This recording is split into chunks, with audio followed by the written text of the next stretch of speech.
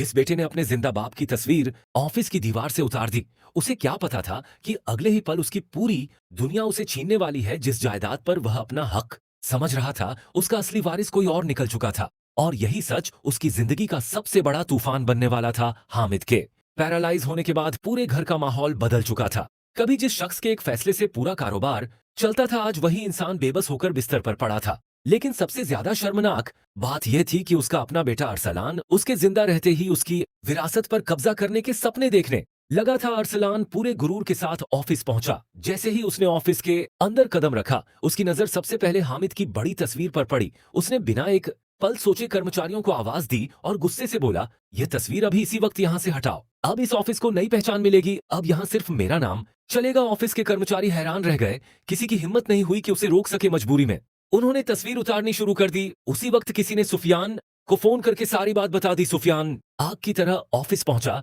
जैसे ही उसने देखा कि हामिद की तस्वीर जमीन पर रखी हुई है, उसकी आंखों में गुस्सा भर गया। उसने बिना कुछ सोचे अरसलान का कॉलर पकड़ लिया। शर्म नहीं आती तुम्हें? तुम्हारा बाप अभी जिंदा है, वो इस दुनिया से गया नहीं है, सिर्फ पैरालाइज हुआ है, मरा नहीं है। और तुम उसके जीते जी उसकी तस्वीर दीवार से उतार रहे हो। बेटा कहलाने का भी हक नहीं है तुम्हें।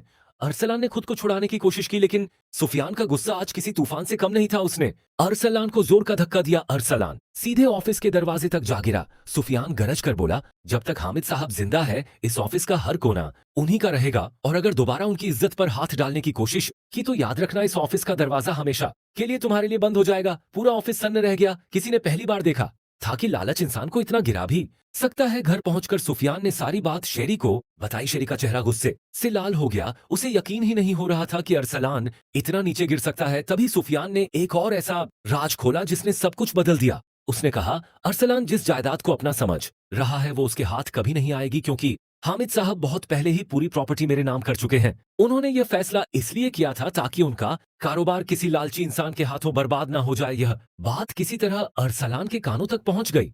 उसकी आंखों में खून उतर आया। उसने मुट्ठियां भी लीं और चीखते हुए बोला, सुफियान, मैं तुम्हें जिंदा नहीं छोड़ूंगा। अगर वह जायदाद मुझे नहीं मिली तो तुम्हें भी जीने नहीं दूंगा। इतने में शेरी सामने आ गई। उसने बिना एक पल गंवाए अरसलान के मुंह पर जोरदार थप्पड़ मार दिया। पूरा कमरा उस थप्पड़ की आवाज से गूंज उठा। शेरी की आंखों में आंसू भी थे और गुस्सा भी। वह बोली, शर्म करो अरसलान, तुम्हारा बाप अभी जिंदा है। वह अस्पताल के बिस्तर पर तुम्हारी एक झलक का इंतजार कर रहा है और तुम उसकी मौत का इंतजार कर रहे हो। जिस बेटे को अपने बाप के सिरहाने बैठना चाहिए था, वो उसकी जायदाद गिन रहा है। अरसलान कुछ बोलना चाहता था, लेकिन आज उसके पास कोई जवाब नहीं था। सुफियान ने आगे बढ़कर कहा, आज के बाद इस घर में तुम्हारे लिए कोई जगह नहीं है। जिस इंसान के दिल में अपने बाप के लिए इज्जत नहीं, वह इस घर